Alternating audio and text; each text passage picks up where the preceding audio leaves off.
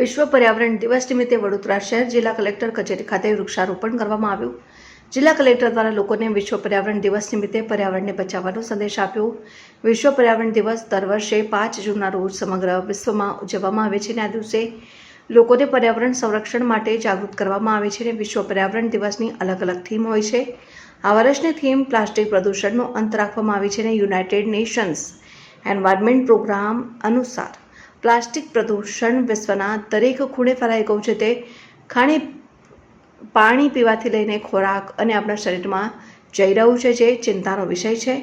જિલ્લા કલેક્ટર દ્વારા વિશ્વ પર્યાવરણ દિવસ નિમિત્તે પર્યાવરણને બચાવવાનો સંદેશો આપવામાં આવ્યો છે। ખરેખર તો પ્રદૂષણના ઉકેલ માટે માત્ર સરકાર જ જવાબદાર નથી, પરંતુ આ માટે દરેક વ્યક્તિની ભૂમિકા મહત્વની છે અને આ દિવસે લોકોને પર્યાવરણ સંરક્ષણ માટે જાગૃત કરવામાં આવે છે। અને વડોદરા શહેર જિલ્લા કલેક્ટર કચેરી ખાતે વિવિધ પ્રકારના વૃક્ષો રોપવામાં આવ્યા હતા, જેમાં જિલ્લા કલેક્ટરના હસ્તે વડનું ઝાડ રોપવામાં આવ્યું અને કલેક્ટર કચેરીના પ્રાંગણમાં વિવિધ પ્રકારના વૃક્ષો રોપવામાં આવ્યા। દિવસના નિમિત્તે વડોદરા જિલ્લાની અંદર અને શહેરની અંદર વૃક્ષારોપણનું વિવિધ તબક્કે આયોજન થઈ રહ્યું છે।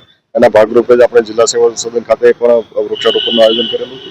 100થી વધારે વૃક્ષો આપણે સ્થાનિક જે ઇન્ડિજિનસ અને ડીપ રૂટેડ વૃક્ષો હોય એવા વૃક્ષો આપણે વાવ્યા છે। આપણો તમામ સ્ટાફ આમની સાથે જોડાયેલો હતો અને તમામના હસ્તે આપણે આનું વાવેતર કર્યું છે। વડોદરાની જનતાને કોઈ વિશેષ મેસેજ આપવાનો હતો? વિશેષ કરીને વડોદરા જિલ્લાના વાસીઓ આપણે વિવિધ ગ્રીન ઇનિશિયેટિવમાં છેલ્લા ઘણા સમયથી પાર્ટિસિપેટ કરીએ છીએ। ભારત સરકાર અને ગુજરાત સરકાર મારફતે પણ સતત વિવિધ આપણા ગ્રીન ઇનિશિયેટિવ થાય। આ વર્ષે પણ આપણે ગુજરાતનો વન વિસ્તાર વધ્યો છે, ત્યારે વિશેષ કરીને વડોદરા જિલ્લાની અંદર પણ આપણે વૃક્ષો પ્રત્યે વધારે એક કાળજી રાખીને એમનું જતન કરીએ, વૃક્ષોનું વાવેતર કરીએ અને સાથોસાથ એવા વૃક્ષો વાવીએ કે આપણા સ્થાનિક વાતાવરણને અનુકૂળ હોય અને જે શહેરી માહોલની અંદર ઉછેરી શકાય।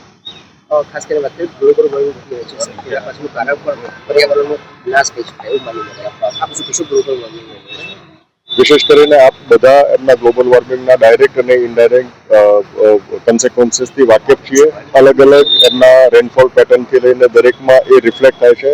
ઘણી બધી એક્સ્ટ્રીમ ઇવેન્ટ્સ પણ આપણે અનુભવીએ છીએ, ત્યારે એ કિસ્સાની અંદર એમની સામે લડવાનો શ્રેષ્ઠ ઉપાય કદાચ વૃક્ષો અને વૃક્ષારોપણ છે। તો આ દિશાની અંદર આપણે સૌએ સહિયારો પ્રયત્ન કરવો જોઈએ।